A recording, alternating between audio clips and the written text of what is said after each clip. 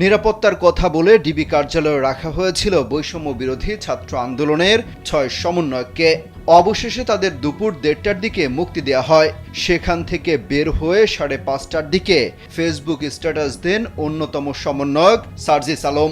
তার স্ট্যাটাসে তিনি লেখেন, কথা দিয়েছিলেন আন্দোলনকারী শিক্ষার্থীদের থেকে কাউকে গ্রেফতার করবেন না, মামলা দিয়ে হয়রানি করবেন না।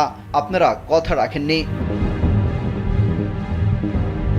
প্রশাসনকে উদ্দেশ্য করে বলা হয়, আপনারা আমার বিশ্ববিদ্যালয়ের শিক্ষকদের উপর আঘাত করেছেন, সারা দেশে আমার স্কুল কলেজের ভাই বোনদের উপর লাঠিচার্জ করেছেন, যাকে ইচ্ছে তাকে জেলে পাঠিয়েছেন, আন্দোলনকারীদের খুঁজে না পেলে বাসা থেকে ভাইকে তুলে নিয়েছেন, বাবাকে হুমকি দিয়েছেন।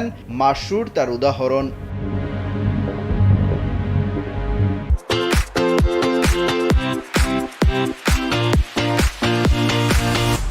উল্লেখ করেন, যারা একটিবারের জন্য এই আন্দোলনে এসেছে তারা শান্তিতে ঘুমাতে পারে না গ্রেপ্তারের ভয়ে। এমন অনেকে আছে যাদের পরিবার এখনো তাদের খোঁজ পায়নি।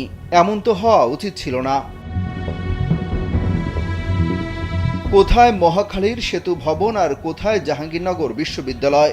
অথচ আপনারা জাহাঙ্গীরনগর বিশ্ববিদ্যালয়ের সমন্বয়ক আরিফ সোহেলকে মহাখালীর সেতু ভবনে হামলার জন্য গ্রেফতার করে রিমান্ডে নিলেন।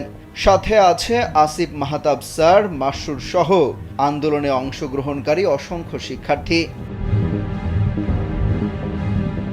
রিকশা থেকে নামিয়ে প্রিজন ভ্যানে তুললেন, বাসা থেকে তুলে নিয়ে মামলা দিয়ে কারাগারে পাঠিয়েছেন। আমার বোনদের রাস্তায় ফেলে পিটিয়েছেন। কি ভাবছেন এভাবেই সবকিছু শেষ হয়ে যাবে?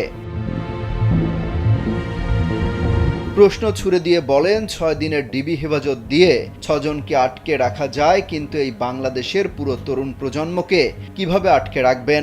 দুর্নীতি, লুটপাট, অর্থ পাচার, ক্ষমতার অপব্যবহার করে যে ক্ষোভ সৃষ্টি করেছেন, প্রতিনিয়ত সেগুলো কিভাবে নিবৃত করবেন?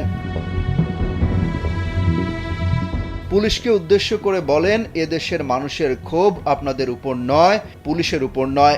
এই ক্ষোভ আপনার গায়ের ওই পোশাকটার উপর, যে পোশাকটাকে ইউজ করে বছরের পর বছর আপনাদের দিয়ে এই দেশের অসংখ্য মানুষকে দমন পীড়ন করা হয়েছে, অত্যাচার নির্যাতন করা হয়েছে, জেল আর আদালতের প্রাঙ্গণে চক্কর কাটানো হয়েছে। সেই পোশাকটার উপর।